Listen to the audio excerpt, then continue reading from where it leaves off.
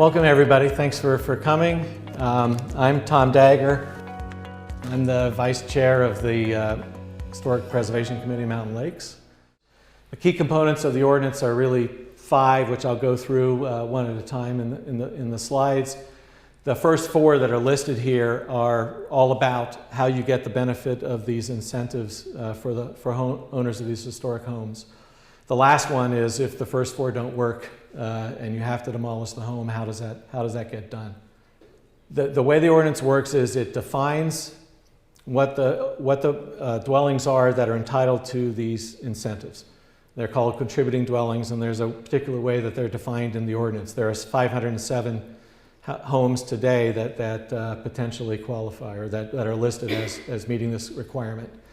There are then eligibility requirements that have to be complied with in order to maintain your eligibility for these bulk incentives under the ordinance. And essentially it's a limitation on how you can change the structure from here on, from when the ordinance went into effect into the future, and still be eligible. And it's basically designed to make sure that the changes are consistent with the historic character of the buildings. Then there's the incentives themselves. What does it get you? If you've been defined as a contributing dwelling, you've maintained the eligibility, what does that get you? And we'll go into that in some detail. And then what is the process for applying for those? Contributing dwelling definition is pretty basic. This is the definition right out of the ordinance. It has to be, and it all is based on the detailed descriptions of these structures in the Historic District registration form.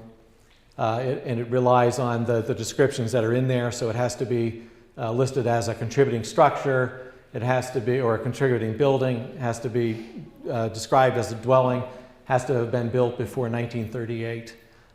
That last part, before 1938, is an expansion of what was there originally, and we've added about 22 homes since in the latest ordinance updates. And most importantly, C there, it cannot have been demolished. Demolished means is not just complete leveling of the home, but could include a substantial demolition. You can't just leave a chimney up, take everything else down, build a brand new house around it, and call it a hapgood. You've lost eligibility for the ordinance when you've done that. All right, so you know you have a contributing dwelling. What are the eligibility requirements that you have to meet? The ordinance assumes these buildings are going to change, and that they've changed a lot since they were built over the last 100 years. These are living, breathing homes. They've been added onto. Open air porches have been filled in. That's part of kind of what makes them hapgoods and bell halls. It's part of the character of the town. So it is not the purpose of the ordinance to prevent change. It's just to make sure that it's done consistent with, in a way that's compatible with either the existing structure as it exists on the date the ordinance comes into effect, this bulk incentive effective date, or with the original structure at the time that it was built. So you can't make changes to the street-facing facades that are incompatible with the existing or the original structure. And then there's additional limitations that kind of apply to the primary facade. Many homes, about a quarter of the eligible ones, have two street-facing facades. The ordinance defines one in a certain way as being primary, and for that one there's some additional requirements. You must maintain the proportion between the width and height has to be compatible with the original or the existing structure. The proportion relationship between doors and windows has to be compatible. And there's also limits on how you can do extensions out the side. So particularly if you have a corner house, it's got 2 street-facing facades. In order to benefit from the ordinance, you need to be able to build out on one of them. And what the ordinance would allow you to do is build out on the smaller side, but you have to maintain a minimum setback from the other facade of 12 inches, both for the primary surface, but also the roof line have to be set back 12 inches. And the purpose is to maintain the proportionality. These homes were built and designed in a certain way. They had certain dimensions, and you want to retain that original, you want to be able to tell what the original structure looked like and have that same relationship between the height and the width. There's some additional eligibility requirements. Height and roof shapes, dormers have to be compatible with the existing structure or the original. Architectural details and materials must preserve and enhance the character defining features of the existing or original structure.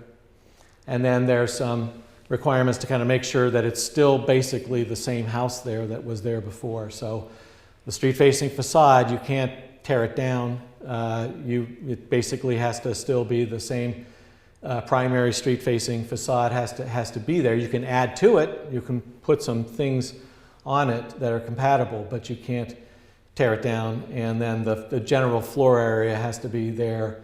It can't be, again, that you totally tear the place down, leave a chimney up and build a whole new home around that. Okay, so those are the eligibility requirements. You've got a contributing dwelling. You've satisfied the eligibility requirements. What does that get you? The modified bulk requirements are what this is all about. And they're also referred to as bulk incentives. These are more lenient zoning requirements for contributing dwellings than are available if you have a new home or a contributing dwelling that's lost its eligibility. And by getting the benefit of these, you decrease the likelihood that you're going to need a zoning variance if you either make the dwelling larger or you otherwise improve the property that the house sits on. So we'll go into those in a little bit of detail here. And in addition, if you still need a variance because you're even going beyond what those enhanced bulk requirements allow, it'll minimize the extent of the variance that you need the zoning board to grant you. So it still has a benefit even then. The main bulk incentives are increased floor area ratio, which is a measure of the general size of the living space. You know, it takes into account the number of floors and the bulk of the home that way. Improved lot coverage, which is a measure of the area, the portion of the property that's covered with improvements. Reduced side setback, and grandfathering, in effect, pre-existing non-conforming setbacks and heights, either in number of stories or in feet. And it effectively allows you not to have to get a variance granted for those if you're making a change unrelated to that area of the structure. The increased floor area ratio and increased improved lot coverage percentages work out to somewhere between 20 and 25% more than what you could get under the standard regulations. So it's pretty significant. It's not just a little sweetener. It's a quarter, effectively, a fifth to a quarter of the amount of the property that you can cover or of the size of the overall bulk of the home that you can build. And so these bulk incentives now, this has been clarified in the March amendments to the ordinance, are available for any improvements on the property. Doesn't have to relate to the dwelling. You want to add a garage and have it be 20 feet away from your neighboring property line, this will allow you to do that without a variance. Put in a pool, add a patio, terrace, whatever, those will all benefit from, when the calculations are done, they'll benefit from the bulk incentives if you've maintained eligibility. All right, so you've done it, you know what you're getting for this, you've decided that this is worth doing because you'll avoid a variance. I will mention one other thing. You may be doing an improvement that doesn't require the bulk incentives. You have plenty of improved lot coverage left under the standard regulations, so you don't necessarily, you could get away, you could do the improvement you want to do and not go to the zoning board for a variance.